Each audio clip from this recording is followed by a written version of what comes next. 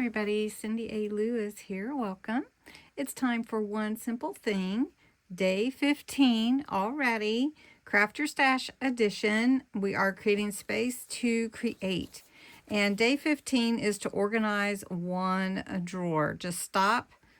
Don't stop until it's finished. Just one. So I thought I would show you the drawer that I'm going to organize, and then I'll show you afterwards.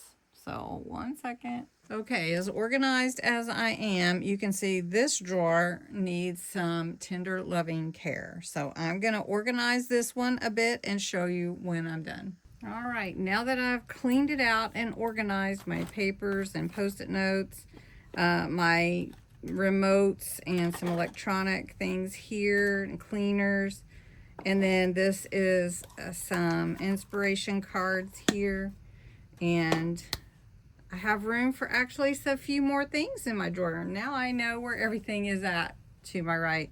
So I hope this helps you, and you will have a great day organizing one drawer yourself.